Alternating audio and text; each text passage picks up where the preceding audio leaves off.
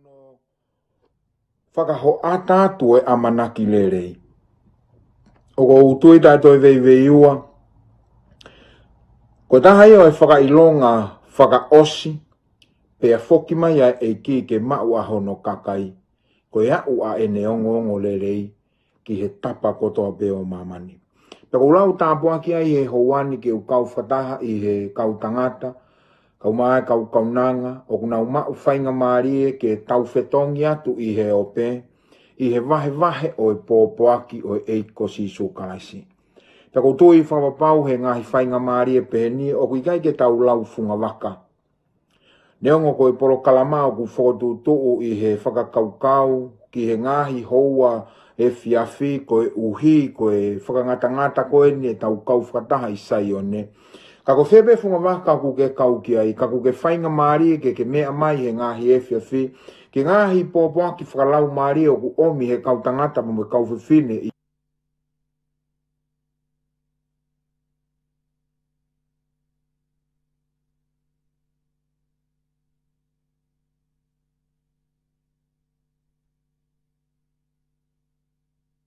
Lau ia koe tāpuaki mo ou, he kou lau ia au koe tāpuaki mo oku.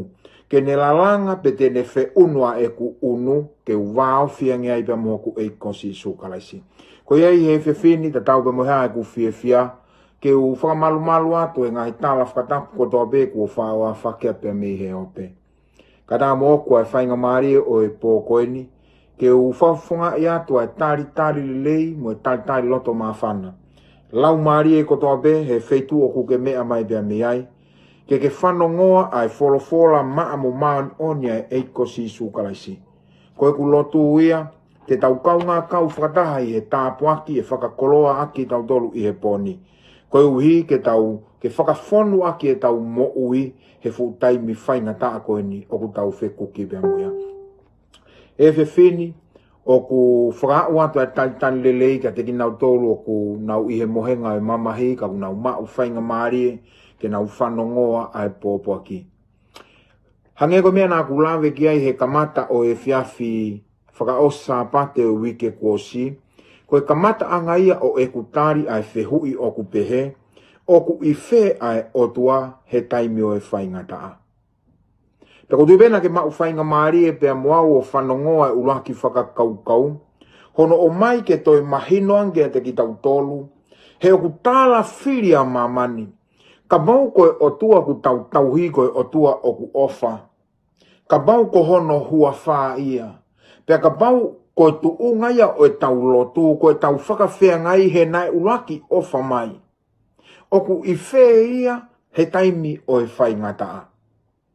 Para ulawe peke ai he whakawhena e whai kia te koe he wike kuosi, ona ke ri aki hapo uri he taimi te wahe aiwa mo e kau whai whikau, he te uloto ke o mai he ngahi po uri te utalanoa ai, o whekau aki mo tu unga totonu oku iai ai o tua, tau te whito ke taimi, oku mawhasi ai ho tau loto, ki he taimi oku tau oku wesi ai ki tau tolu, te kumoa e tau moui i he whaingata.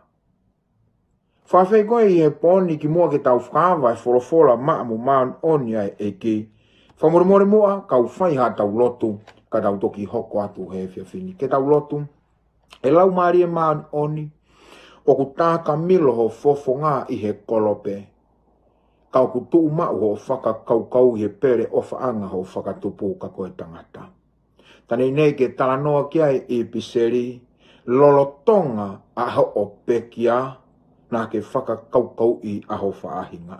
Pako maulau monua i he fiafi ko eni, he koki mau tolu ia nā ke whakakaukau i. Pako eni ku mau walolo i he ope he hoani, mau kore whakamore atu ki te koe ka ke ngawe aki mua ho o tamai o eke. He koe e fupe, koe atamai munoa i kai maku pusi e wholofola maa mo maanoni. Pako whakawa mua ho mau loto whataha mo e kau whanongo, Lotonga pewhe feitua ku nau mea mai pia mea, i ke nau tari e wholofola ofa he a Fiona. E mau whenga ke hulu ki te ki mau tolu, oku ke i whe lolotonga e mau whetaulaki pia mo e whaingata. Wholofola mai e koe i te au he pōkoeni, pia ke we ia ho mau loto, i a sisu koe alo, kako mau whamo ui. Amen. Te ufanga te ngai tala whatapuka da moko e whainga maari e koe ni ke hoko atu e konga hono ua o e wahe o kou whakahoko na e kamata he wike kuosi. Ta marabena ke mea mai ke te au me wike kuosi he whakakaukau he kuhanga o atu e tala noa ko i laisia hono whekau he angelo ke hola o teu o toi ufanga whatapuka. Pero tongo ine toi bea o mia he angelo ki tu au ave ke funga maka. Pero tongo ine e funga maka tala mai na e ha ere mai ai o tua. Pe na i he afio anga o tua ilaisia. Pero tongo koe ia ilaisia tala mai ko hoko mai e fu matangi. Ai ku tau ui e matangi ko e whainga taa. Tau hangarewa whakapapau i me tau wako ko wike kuosi na ia ilaisia ai o tua lolotonga e whetaulaki a ilaisia pia moe matangi. Pena e whakautu e whaingata aia ke la hirta mai. Na e hiri e matangi, aena e hanga he matangia o momosi ngahi maka. Tama hiri ko e matangi na e hoko mai rewa i he matangi ai mofu ike. Pena e whakapapau i me e tala noa, na e kai i he matangi ai otua, na i kai i he mofuike ai otua, tama i hiri ai mofuike na i hoko mai ai afi, na i kai i he afi ai otua. Kana o stala mai e konga ki mua i e tala noa, na i he afi o anga o Sihova ai laisia. Ai kono whakarea koe taha, na i ha ere mai a Sihova e ki ai laisia, ki mua i ke whetaulaki ai laisia pia mo e whaingata. Peko tolona ange koe whaingata, toki whakamahino mai rewa he tala noa ko ia, na e whanonga i laisia ke kihi i reo marie. Ta koe kihi i reo marie ia o Sihova, na e ia i laisia lolotonga e whaingata. Ko whakamanatu bene mena tau tala noa ke he wike kuosi. Pena tau haurewa me whainga me whakakaukau koe ke tohi aloma. Na tau hikirewa ke tohi aloma, i he tohi aloma vahe nima, pena tau kamata lau ia me vesi tolu, o alo ngata he vesi ni mai tau lau koe wike kuosi. Pena hanga he ngai vesi koe ni o whakotu mai ngai whakakaukau ki he uhinga koe ku tau whetau laki ai moe whaingata. O si mahino e nia, o kui kai koe o tuagune o mai whaingata a. Peka mau e tatau e tau whakakaukau, o ku i whe o tua taimi whaingata a, i hono kakai, o ku ia teki tau tolu ai o tua taimi whaingata a. E kona tau wako ke he wike kuosi he vai ni ma vesi tolu ke vesi ono, vesi ni ma. Pena mara whakaukau o bere, hanga he vesi tolu whamo e nima, o mai e whakaukau e tolu. Ki he tuonga koe uhinga o ku tau whetau laki ai mo e ngahi whaingata. Ulu aki, tala mai koe ngahi whaingata a, ke ne whakatupu re kina, pe te ne whakamalohi e tau kātaki. Whaingata lahi, kātaki lahi. Pako lahi anga koe tau whetau laki mo e ngahi whaingata a, koe whakautu angia e tau malawa. Koe uhi koe tau kātaki. Teo tana mai behe apostolo he vehe he oka tuko o tānoa, vahe e nima vestolu whāpea mo e nima. Aina e na lawe ke e tau wako he wiki kosi. Peko koe ke ngata pehe ne whakatupure kina e tau nau ilo e whangaki i loto koe he waha a koe o ua motungwa, te nau alubina tolu he mamaha. O stau kei nau tolu kei. Ko he au nau tau kei ai, he oku nau tau alu nau tolu he ki konga ko ia. Nau tolu ke nau hanga o ilo i, ko pau ke nau takai nau tolu he mamao. Ta mu whakan whanongang, tala mai, ko tau whetau laki koe mai ngahi whaingata a, o kune whakatupure kina e tau kātaki. Taka uhi koe lahi koe tau kātaki i he tau whetau laki mo e whaingata, ta mai rewa ia, o kune utu e ia a e tau ilo. Tau ilo ange, ki he whaunga ke tau mateu ai ke ngahi whaingata a koe ia. Ka pau tika wha. Kai whoki wha pe kua tō mai a wha. O ki kai teke ilo koe pe ko whea teu teke whai gai. O si mahino ka mautoru kon tupuha koe i motu. Koe whai tau maa asi. Koe whai tau a whaia. Pe ko si whai pe no foto ka teu ki ai. Koe taim pe koe kuofi me koe whakatoka matangi. O si ilo he family kotoa pe ai mea koe tene whai. Koe hao no winga. He oku tupu laki ai ilo. Me he tau whe tau laki mo e whai ngata a koe ia. Pakai ke ngata pe ai tala mai. Ka oku ne whaka utu foki pete ne whaka tupu laki pe moe amanaki lerei. Oku hanga he apostolo o mai whakaukau ia toi mahino ange. So, koe tau whetau lako i moe whaingata, ne ongo oku nofua kalaisia te ki tau tolu, he taimi e whaingata, te tau kei whetau laki pe moe whaingata. Ko hano inga, ke whakatupu re kina e tau kātaki, whaka utu ai e tau ilo, pe a whakamau fokia e tau amanaki. Koe katoa e upopoa koe mau oatu koe lotonga e lockdown koe ni, ke tau hopo e kau hope dila. Peke lama e tau tolu kau karistiane, ke whakaho atatu e amanaki lerei, lolotonga e pupu tuu aho tau whakakau. So koe toluni, kataki ilo amanaki lerei. Ves tolu ia ki he on, ke nima koe oe wahe nima koe o lo mana tau lamwe ke he wikosi. Sai, ko lokele ke hoko atu pe mehe konga koe ia. Te hoko atu mehe konga koe ia ke kamata ake popoa ki koe. Te tau si orewa ki he vesi ono, i he whakakau koe ia. He aku maari e ono o mai he apostolo. He koe mea nuk hoko. Ka pau aku whakatupure kina he whaingata a ai kātaki. Pea kune whakaho ata mai mo tāke kina ke tau ilo, ai whonga ke tau mateu aki e whaingata a. Sio koe uhi ngana tau o kei tao mie ho tau mamani. I he whakoutua koe ni, ko viti tāhiwa.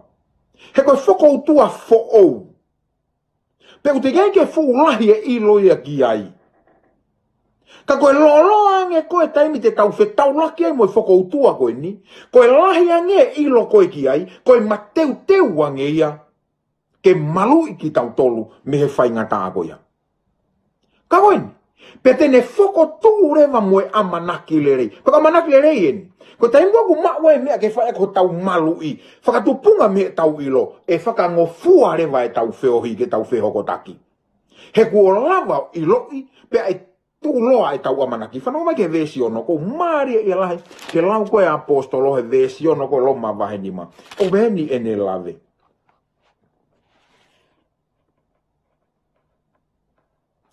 He na e lolotonga e tau vai au pito, pea pe kia kalaisi i he kuonga tu marie, koe uhi koe tae lotu.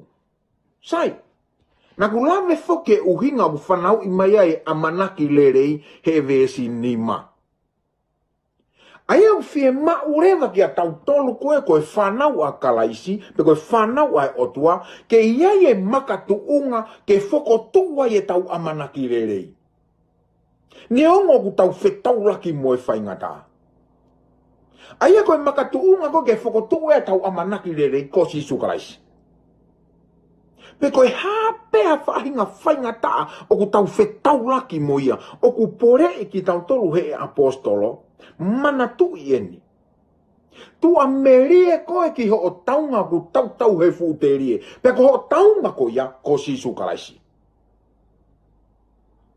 Ko si sukalaisi tene whakamalawa, ke ne whaiho tau malui.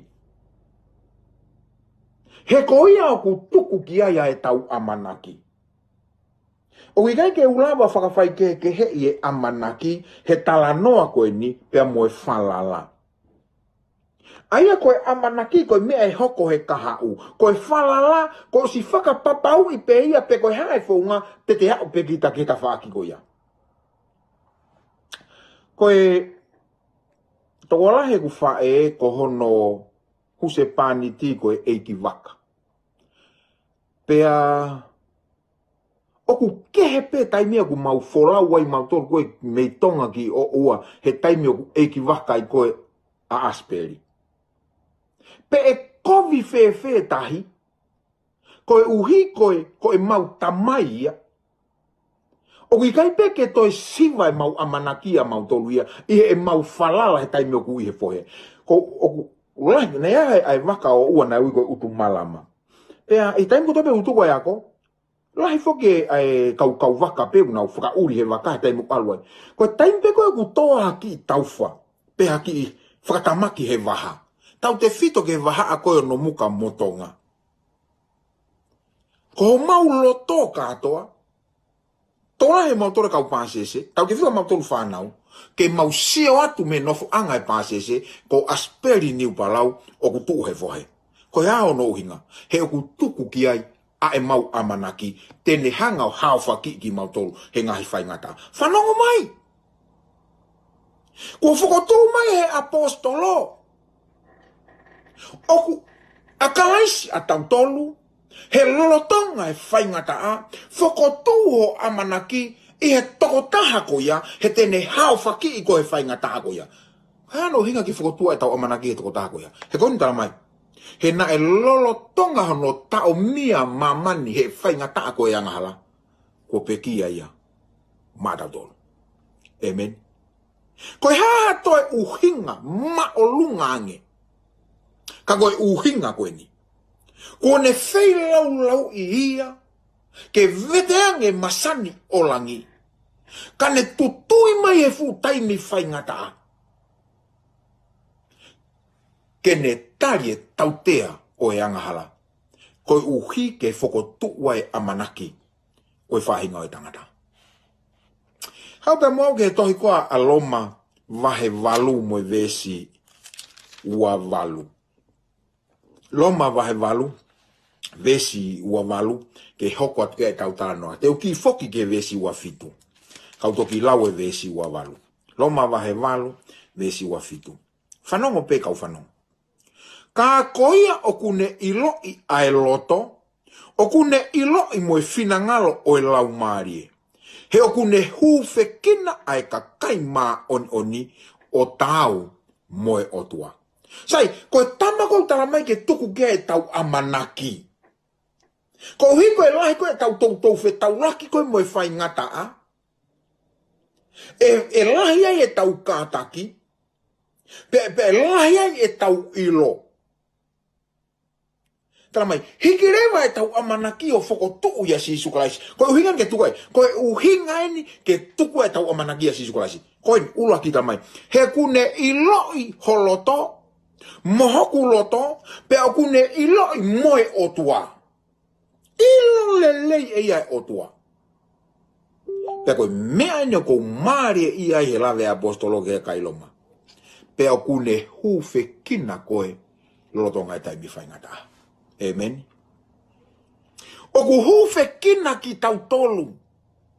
Ho egi mo tau kainga, koe hae whaingata alahi oku ke whe tau laki mo ia. Tara mai oku iloi, oku afio e he otua ai whaingata ako ia. Pe aku ne afio, pe aku ne iloi, pe mo ene tamai. Tene hanga o whakahoko e whaingata a, ke tokanga ma vahe mai ai otua kia te ki tau tolu. Koe mea ko maari e, tara mai vesi wafitu yo pen. Koe vesi wafitu ya. Ai ku mahino koe oku afio o tuaia te ki tau tolu e taim whaingata, he ku ui tau tolu koe kau maonioni. O ni tala mahino me pe, o ku ui tau tolu koe kau maonioni. Koe, ka koia kune iloi ai loto, o kune iloi moe fina ngalo o e lau maari e. He o kune hufe kena e kakai maa oni o tau moe o tua. O kune hufe kina kakai maanoni o tau moe tua. Ai ono whakarea koe taha, o kune tala ke ene tamai, ai whainga taa koe ku tau whe tau laki moea. Ai kau toi, ai kau whamanatu atu, ai mea koe neonka i laisia. Whanongo ke kihi ire o maari. He lolo tonga taimi o ku tau whainga taa iai. Ako mora peka tau hokat mua e tau wako ke mui mai pia mua au he vesi ua valu ke tau lere au au he vesi tolu taha. O e vahe valu peko toi haloma. Whatonga anko e konga ua peni oku i whea ai otua he taimi o whaingata. He ku lahe ma o whakakaukau oku tau whe tau laki mo e whaingata a koe o mai e he otua. Hanga ngā whakatoka ngā e whakakaukau ko ia. Ko ni o si mahino ia, o kui keike o mai e he otua ia e whaingata a. Ka kui a teki tau tolu ia, toi pē tau tolu ke tau whakatoka ngā ene ia teki tau tolu, ka ne whai e mea whakawho ma tau tolu, lolo tonga e tau whi tau laki, pia mo e whaingata a. Vesi wa walu e vai walu. Mui mai pē. Pea oku tau ilo, oku whengawe aki whakataha ai ngahi mea kotoa pe keleleyai aki nau tolu, oku ofa ki he otua. Aki nau tolu kua ui o tatau mo ene tuutuni. Ho eki pia mo tau kainga whanongo. Kaku ke whetauraki rewa mo a whainga taa take mana tu ieni. E whakatupu le kina i ho o kātaki. E asia i ho tau kei pe koho o ilo. Pe tene whoko tuu ho o amanaki i e eiko si sukalasi. Ka koeni. Oku whengaue aki ai ngahi me ani ke whakapapau i elelei. Aki nau tolu o whake otua. Nau teki ai koa ke ta ofage otua. O ta kei whakakaukau ai ko tao mia ki taua he uni whainga taa o mo uigoeni. Nau teki ai koa ke ta whaki a eta mo ui. Nau teki ai koe uhinga o tika ke ta whakatoka ngai ai. Oku a whio otua ke eiki wakaia i e ta whanonga. Whanonga vesu aiwa. Vesu aiwa. He koki nau tolu na ane to mua ilo, na ane tu uni foki ki he tatau o hono alo. Koe uhi ke hoko ia koe uluaki whanau i he kainga tokolahi. Koe whakatatau koe whanau koe mea e ku mahu inga.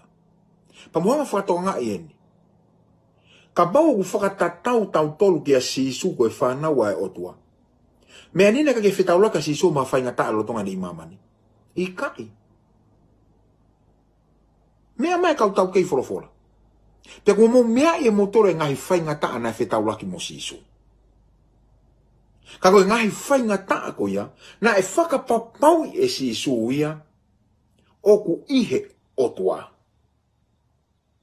Pe koe no tala mai, koe uhi ke tauhanga o whakatoka ngai, na e hoko a sisu koe ulaki whanau. Pea ka pau koe ulaki whanau ia, tau tolu koe ni hoko atu he whanau ai otua. Oku whaka mahino mai kia te ki tau tolu, he kai ke ri aki mo tau tolu ia he otua. Kai ke hata mai ia pe ko ha whae, e whanau i mai e ne whanau ki mamani, pa kai ke ofai. E kei tamai pe tamai ki ene whanau. Ta taua pipe koea. Taimlahe ku whei laulau e tamai eba mwe whae api. O na whie kaia. Kai mau e mea toko nia hai whanau. Whanau ke ofa koea.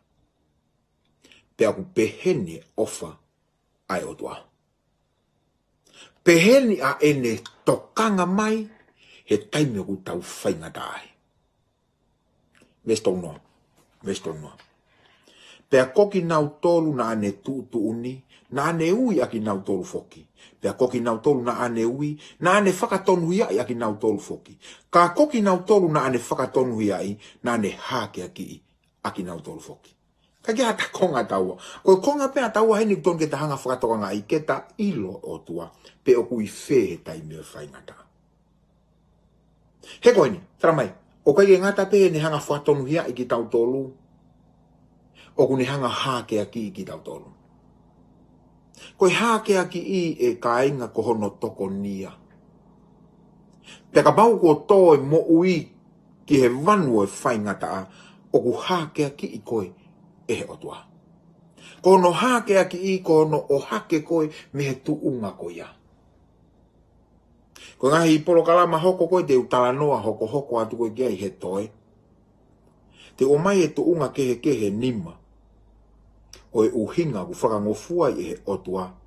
Ke tau whetau laki bea mga hei whaingata. Vesi tau taha nau te ulau atu. Vesi tau taha. Pea koe ha te taurea aki i he ngahi me ani.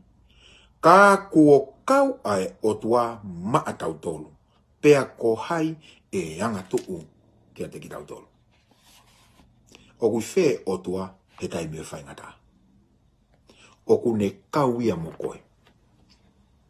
O ku ne kau mua.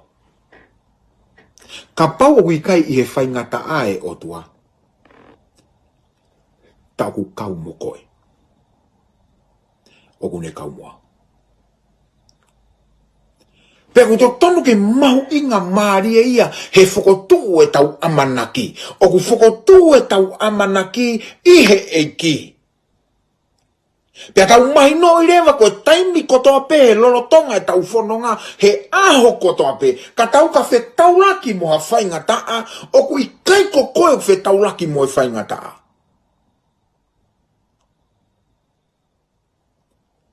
O ku kaua sisu. Moko mau ke mantu e tala noa na whaosa ke tau popoako he whaosa apate ui kuosi. Tala ko he whe pare ai whanonga. Whaingata a pe ase wa si isu, pe whaingata maki pe apuri. Tā koe koe whaingata a, ko no whatai a ki tau ai sisu. O ikai ke ta whe paki tau mo e whaingata a, ka ni hanga ia whakamalu malu ki taua. He tai mo e whaingata a. Rote ke u whaosia ke tau whakaukau o po ni e vesto ngofulu manima o e wahe walupe. Wahe walupe tohi koe aloma, vesto nima. Mari au pito e whakare au pehen. Ko hai tene whakamawai a ki tau tolu me he ofa karaisi. Ai mahaki, pe koe mamahi, pe koe whakatanga, pe koe honge, pe koe terefua, pe koe tuutamaki, pe koe hereta. Koe ngai whaingata a katoan kou whalau atu. Ka ko hai tene whakamawai ki tau apa moe ofa eki. Katoa ngai whaingata a koe ni. Mo mea ko ka pana ko whaingata a koe o mai e eki. Kei tala tolo ka te kina. Kei tala tolo ka te kina. Ka koe tala mai whakapatono e apostolo. Ko hai tene whakamawai ki taua. A o ke ngai whaingata a vestolo no. O hange ko ia kuotohi. Koe uhi ko koe o ku tāmatei a ki mautolu i he aho kotoa pe. Pe alau a ki mautolu o hange koe whangasipi ki he tāmatei. Pule whai te riha e eki. Pea tene whai e hau tau tokanga. O te ke mai kina. O te ke iri fia. O te ke iri fia ko he whaingata o ke whetaulaki bea moia. He koe ni tala mai. He ikai ke lava he whaingata a ke whakamawai koe me he ofa ai otua. Apostolo pe ko paulahi ne toi peke se asiloma. Koe lahi ange koe whaingata a ko ke whetaulaki bea moia. Koe asiri ange ofa atua e kikia te koe. Koe viri taki mai ange a ene ofa kia te koe. Koe ngai konga ke he nima te ulawe kia he wike hoko mai koe ni. Ke he uhinga o ku whakangofuai ke tau whetaulaki pia moe whaingata. Uluaki, o ku uhinga e tau whetaulaki moe whaingata ke whai e ho tau whakahauhaua. Ko hono wa, o ku uhinga hono whakangofua ke tau whetaulaki moe whaingata ke whakapapau i kohe ku ke whala. Hono whakangofua ke tau whetaulaki pia moe whaingata ke ilo kohe ku ne tau hikoe. O ku hinga no whakangofua ke tau whetaulaki moe whaingata ke whakapapau i o ku malu i tokotaha pe koe e si hova. Tako hono nima ke tau ilo ko si hova pe te tau mui ai. Te utara noa ke ngai konga ke ko i ngai polokalama ka hoko mai. Ka koe porea ko utuku atu ke tau whanongoa i he poni. Ke tau hanga mua whakapapau i. O ku whokotua e tau amanaki. I he tokotaha tene whaiho tau malui. Pea koe tokotaha ko ia ko sisu karaisi. O ku ikai koe ku malawa, o ku ikai koe ku taukei, o ku ikai koe poto i, o ku moreki mamao. Ko ha teitei mea e taha te tau whai. Ke whai aki ho tau whakahauwhi me ngai whai ngata. Ka untara mai apostolo e lea. Hei kai lava e he mahaki. Hei kai lava e he honge. Hei kai ke lava e he hereta. Te koe tūtāmaki. Ke ne whakamāwai ki taua. Me he ofa akarasi. Tumake whaose aki. Hono pore i koe. Hei kai lava he koviti tāiwa. Ke ne whakamāwai ki taua. Me he ofa akarasi. Koe kulotu ia hanga i ki o whai tāpukina ki tau tolu. Pa mwe whakaukau. Ko fotu ke whai hono ako ne kina ki tau tolu. I he poni. ko whainga maria ko ni ko ato whakafe ke ngahi familia ko mea mai e whiawhin e tau kau whataha no whanongoa e pōpaki. Pa whainga maria ato ki miniti ko ni. Tau whai mua ko e whiaf pule lulueni anga maheni ke ai ke tau prayer peni. Tau whai beha loto. O ke whie mau pe. Ka pao ku whai e ki ho tau hufekina. O ke whie mau pe ke tau whi hufekina aki. Ke whai ho tau tauhi mo tau malui. Tukau te ki miniti taha koe ni, tau tala ki e ki, ai tu unga, oku tau iai, ke ne whai ho tau tokanga e kina. Lotu, paka osi ki miniti taha koe ia, te u wha osi atu, ai tau pōpaki koe, i e poni. Malo.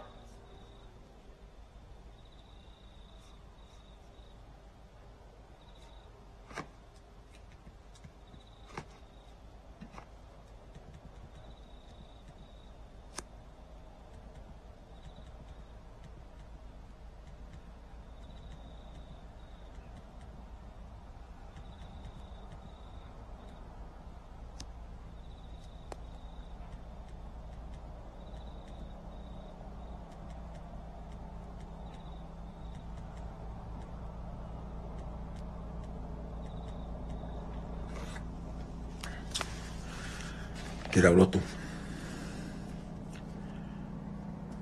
Ke ongona mai e a Fiona, a ngai reo ku hiki e hoa ko eni. Ko iko viviri e mau fie mau. Ke kei whakotu upe e mau amanaki e a Fiona. Lotonga e mau taulaki me mui ngahi whainga taa ke he mo ui ko eni. Wana siwa mau amanaki e uke kaumuki mau tolo. Pe kai te whakamāwai ki mau tolu ha mea. Pe mea o whai a Fiona. Lau mare maani oni. Tau te whito e mau lotu ke maki whaau haku mau whihanga ngai pia mui he lolotongani. A COVID i tahaiwa. O tua koe toka i mananga. Kau poto i ho mau mamani e nau whenga. Ke whakatupure kina e nau ilo. Kai mau ha malui. Ke whai ako mau tokonia. Mau lotu ke whai a Fiona no whakamama. Whai a Fiona no tokonia. Me te bue mau koreke ke whai me langa ho mau tauhimo mau malui. Pona ke tukuange whiri. Ke ne kumoa ki mau tolu e vai hala whanonga. Hau atu e mau lotu ka te ki nau tolu si mo ua. O nau sino he ngahi whamahaki. Mau kore lau maari e ke whakamoui. Toanga si a whamiri una winu mia e tangi mo e mamahi a ko eni. Whanonga pa ke whakawhia maari. Paki kei hoko pe koe whakatu mau, ai nau amanaki lerei. Marui agi mau tolu mo ke tauhi, whamonumore e mau ngai tō nou. Ia sisu koe alo, kako mau whamoui. Emeni. Malo au pito, whamalo atu i e whainga maari e ku kei tuku mai ke tau wheo hiai, i e ngahi mau anga kiresi o e whiawhi. Whamanatu atu pe tau ngahi polo kalama ku hanganaki mai pia mi he wike e ni. Whatongai pia pongpongi, tai miono tau noa ai pe, e o atu e Samuela Lea, ai tau pōpaki, e tau tivosin e whiawhi pongpongi. E whiawhi whalai te, kamata sāpa te, whawhikau sione kakala iam, whawhikau keripepa. Pongpongi sāpa te, taimi hiwa e kamata e tau laivi. Whatonga iange, tō lahi e whirutaki mai na e misi e toko lahi e programa e whanau. Io, ki a pongpongia, teu e whanau, whawhangi nau tolu, e o kamata ake e tau polo kalama laivi koe aho sāpate kamata i e hoko ai hiwa. Koe tau youth corner o tau children corner po children's church e kamata i e hoko ai hiwa ki he hawhia e hongo fulu. E o atu e lesonia e whanau, atu foki pea mo e pōpoaki pe koa ki ako naki mai whanau. Pea hoko atu e pe a youth corner hawhi hoa, youth corner ki he hoko ai hongo fulu. Pe ako resoni ka kai lalahi, pe ka hire ako resoni, pe hoko te pe tau malanga ki he sāpate. E whakahoko ai pe pa mo e tau whakao sāpate, e whakahoko whakao sāpate, e whakao somson lolo. Mo mea mai ke tau ngahi pōpoaki o ku teu ke vahe mo ki tau tolu, lotonga ai whakangata o e tau whiohi. Kono whakatoa, e kei whelotua aki, mo kei tauhi mai, o e tau ngahi mau anga keresi i he ope, mo pouria, pe ke tāpu kina ki mo tolu, e ki, malo apito.